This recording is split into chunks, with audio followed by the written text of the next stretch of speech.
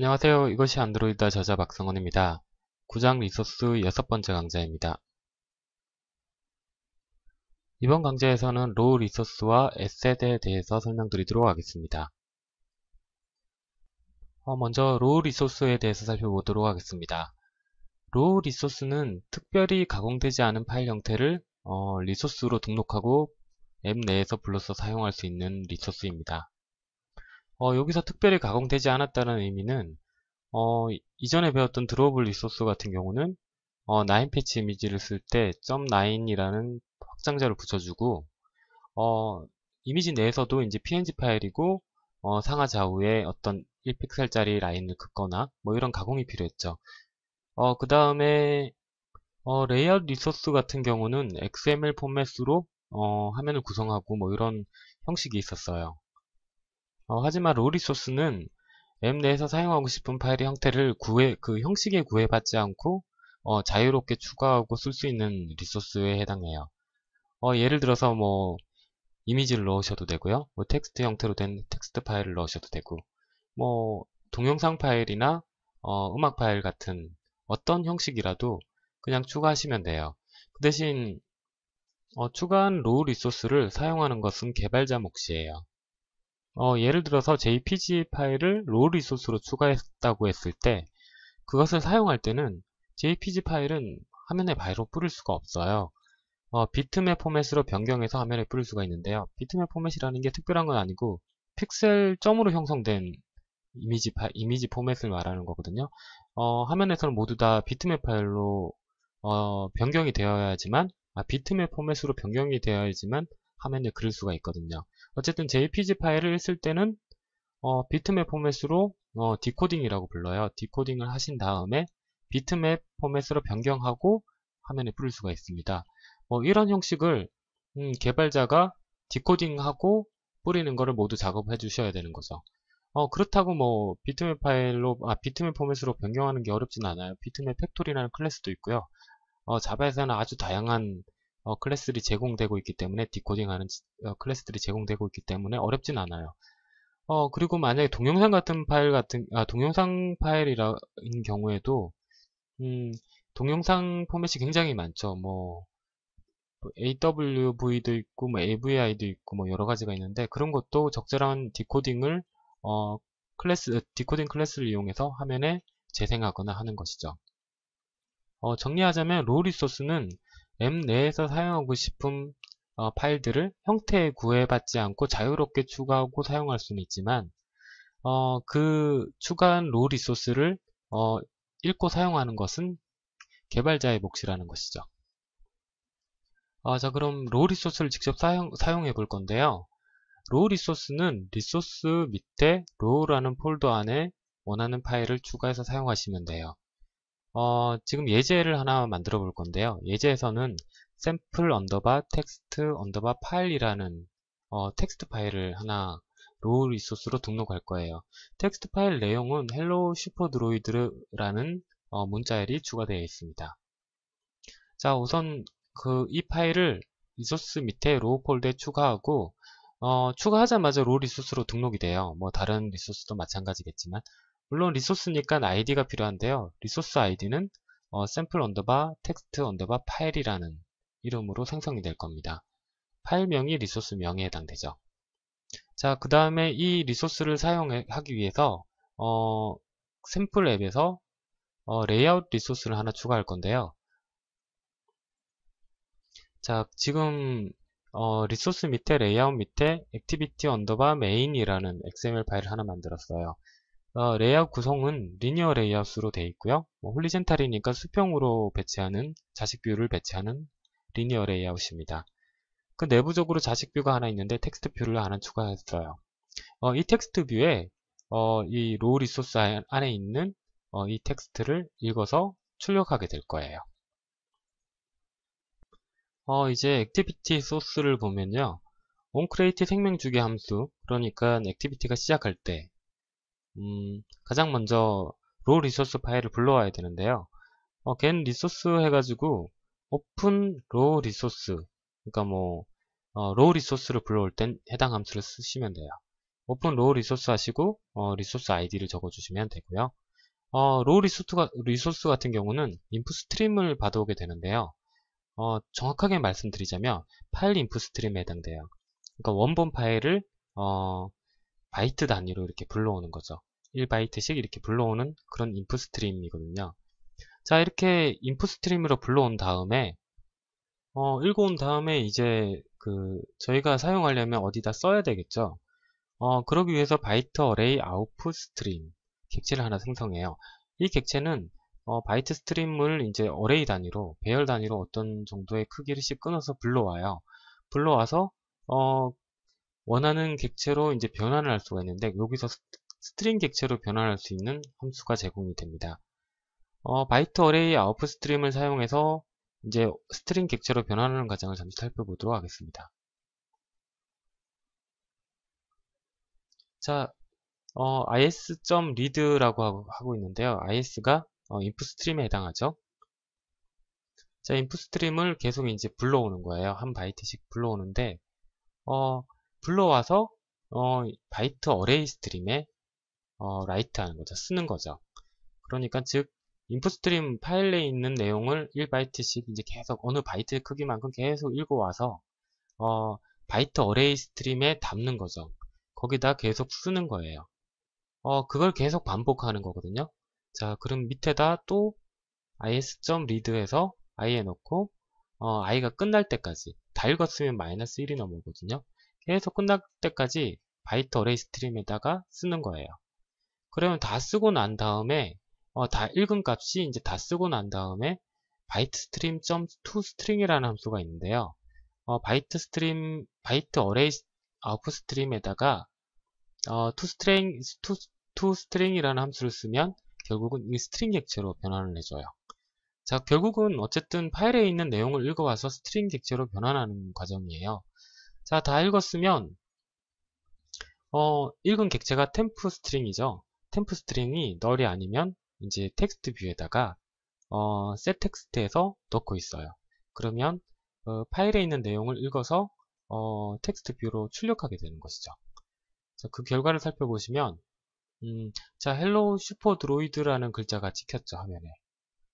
이 헬로 슈퍼 드로이드라는 글자는, 자, 뒤로 잠시 넘어가 보면 이 파일의 내용이에요. 헬로 슈퍼 드로이드라고 제가 써놨고요. 원래 텍스트 뷰에는 아무 글자도 들어가지 않은 상태였습니다. 자, 그 과정에 의해서 일단 헬로 슈퍼 드로이드라는 것이 로우 리소스에 있는 텍스트 파일이 읽어서 그 내용을 출력할 수 있었어요. 자, 이게 로우 리소스고요. 바로 이어서 에셋에 대해서 살펴보도록 하겠습니다. 거의 유사하기 때문에 로우 리소스랑 에셋과는 거의 유사하기 때문에 바로 제가 설명을 드리는 거예요. 이어서 에셋 역시도 가공되지 않은 파일 형태예요. 그러므로 앱 내에서 사용하고 싶은 파일을 형태에 구애받지 않고 자유롭게 추가하시면 돼요.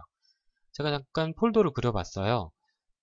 지금 패키지 탐색기를 보시면 제가 이전에 추가했던 것은 리소스 밑에, 로우 밑에 샘플 언더바 텍스트 파일 .txt라는 파일을 추가했었죠. 자, 그 에셋은 좀 폴더가 달라요. 지금까지는 리소스 폴더 밑에 추가했는데 지금은 이제 에셋 같은 경우는 에셋이라는 폴더 아래에 텍스트, 이거는 제가 임의로 만든 폴더고요.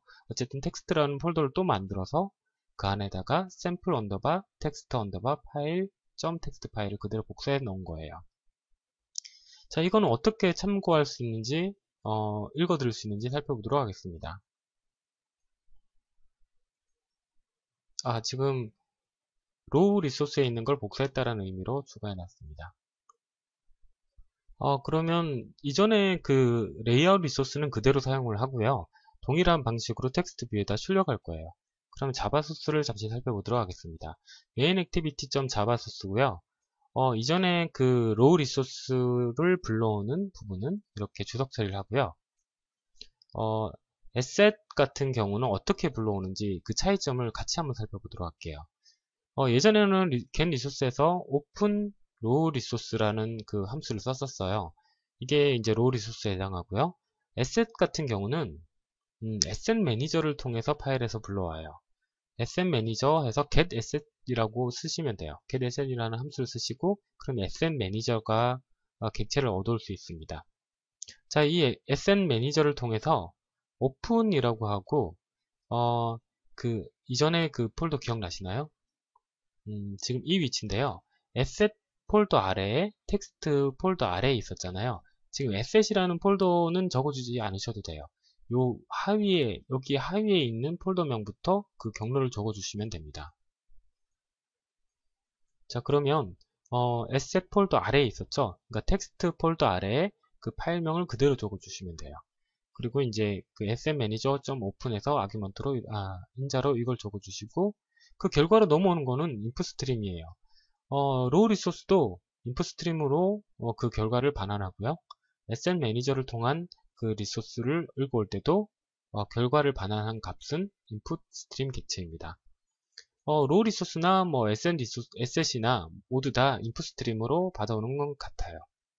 바이트 그 파일을 읽어드리기 때문에 바이트 스트림으로 읽어와야 되기 때문이죠. 자, 어쨌든 읽어와서 그 아래는 똑같아요.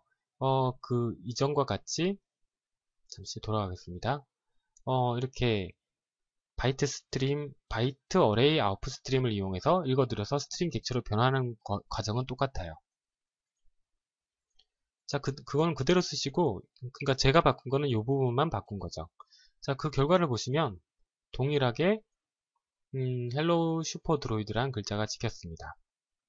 이 두 가지 로우 리소스와 에셋과의 차이를 잠시 살펴보면 로우 리소스 같은 경우는 r.row.sample underbar text 파일, 그러니까 리소스 아이디를 사용했었죠. 그렇지만 에셋 같은 경우는 파일의 경로를 사용했어요. 그러니까 파일 폴더까지 포함한 파일명까지 있는 풀패스를 사용했었죠. 자, 경로를 보시면 에셋 같은 경우는 텍스트 폴더 아래에 sample underbar text underbar file.txt를 이제 경로로 썼고요. 리소스 그러니까 에셋 아니죠. 로우 리소스 같은 경우는 얘가 로우라는 폴더 안에 리소스 아이디를 썼어요. 보시면 r.row.sample underbar text underbar file 아이디를 썼죠. 두 개 차이는 하나는 경로를 썼다라는 것과 하나는 리소스 아이디를 썼다라는 거예요. 여기서 좀 차이점을 느끼셨나요? 바로 SS는 리소스가 아닌 거예요. 리소스는 반드시 리소스 아이디를 쓰게 돼 있어요.